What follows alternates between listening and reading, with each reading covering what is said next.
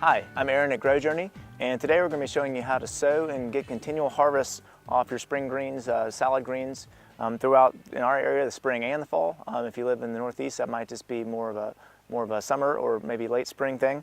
So specifically, we're looking at a no-till organic gardening bed with wood chip mulch, which we're big advocates of.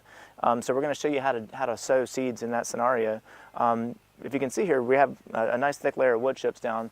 These are relatively new; they haven't really broken down that much. If your chips have broken down to the point where there's maybe a ½ inch between the chips and the soil surface, then go ahead and just direct sow those right on the soil surface and the seeds, and then water them in. The seeds will find their way down to the soil, and the roots will germinate just fine in those conditions. But we have probably over an inch of mulch here, so we're going to actually need to rake that soil back and then broadcast the seeds. And when I say broadcast the seeds, specifically what I mean, if you've ever seen that on a seed packet, is you're going to want to just basically distribute those over the area that you're trying to plant relatively evenly as best you can, and then put those seeds in. So you can either use a spade or a little hand rake. I'll just use this since it's here. Raking back your mulch to expose the area that you want to sow. I'm just going to use a small example here, just maybe a 1x1 spot. So I'm backing out to the soil. The mulch is pulled off the bed, and I'm going to grab my Grow Journey seeds here. Get a few seeds out of the packet. And when you're direct sowing like this, when you're broadcasting, you really want to start with a nice thick layer. So use a lot of seeds when you're broadcasting, and then you're going to end up thinning these out, which we're going to show you how to do next, to the point, all the way up to the point of the final mature plant size. But I'm going to start really thick, a lot thicker than I would if these were mature plants. And just broadcasting, again, trying to get a nice even distribution over that soil surface area.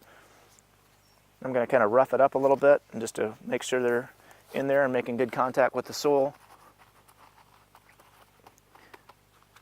You don't want it wet, but you want it moist. Just again, that will trigger the seed to germinate. And then the soil temperatures, those two combinations, the moisture and the soil temperatures trigger a seed to germinate.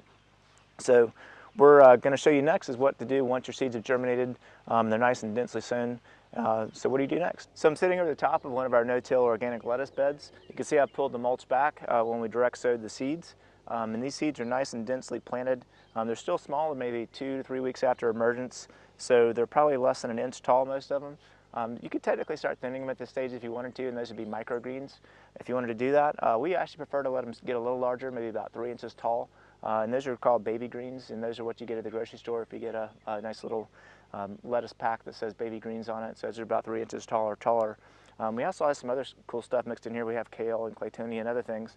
But down here you can see some of our lettuces that we actually planted 5 to 6 weeks ahead of these guys.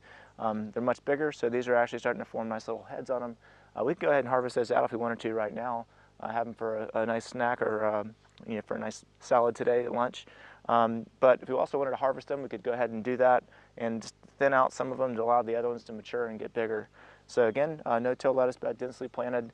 This is pre-thinning, so you can see how densely planted these guys are. We're in a Hansai Thai bed here, and this is technically a brassica. It's an Asian green, but about this size. We like to eat them as salad greens as well. So we're going to show you how to thin these guys out a little bit. These are about 3 to 4 inches tall, so these are perfect to start thinning out as far as this size, and they make a great salad green at this size. And what I'm going to want to do is use a pair of scissors here. They're much more surgical than garden clippers would be, so I'm not worried about smashing another plant as I'm going along. I can get right in along the soil surface with these scissors and cut. I'm not going to want to pull the plants up by the roots. That can cause root disturbance to the other plants that you're leaving behind. And also we like to leave the roots in the ground just to kind of feed the soil microorganisms that keep the other plants healthy as well. So I'm going to go along, go ahead and thin some of these out. I'm looking for my smaller ones, leaving my nice big ones in here, just thinning out some of the other baby greens. So these make really nice salad greens when they're this size. These are basically baby greens, Hansai Thai. Beautiful purple stems, nice anthocyanins in there. And I'm going to just make a salad of these guys for tonight. Just keep on thinning them and fill up the basket and have a nice salad. We're here at one of the more mature lettuce beds. You can see these plants are much further along than the baby greens are. And these are probably about maybe 8 to 10 inches off the ground. And as you can see also, we're very densely planted still. So to get some of these to get nice big heads on them, what I'm going to want to do is thin them out further. So I'm going to take out my smaller plants and leave about maybe 6 inches, maybe a little bit more between my final plants to allow them for those great big heads. After that, the next stage is when they go to bolt and they form the big flower stalks, and that's what you'd want to let them do if you wanted to save seeds from year to year. So I'm going to go ahead and thin out a few more plants here. You can see I've got some nice salad greens I've already harvested out of here, and I'm going to thin out just a bit more to allow some spacing in here. So some more greens, and that's going to allow this one to form its head, and it has some more over here. So I'm just going to thin out again to a final spacing, probably about 6 inches apart between these plants, and let them go ahead and form some nice big heads on them. And then I'm going to take these greens. If I'm not going to eat them right away, I'm going to take them inside, give them a nice rinse under some cold water, put them in a Ziploc bag and into the fridge so that they stay good and crisp and firm for when I do eat them. So that is how you go and thin out your final bed as far as when your lettuce is about this size, and thin it out to its final spacing. Hey, and another great thing about thinning out your lettuce greens is you have more food to feed your ducks. Isn't that right? Isn't that right?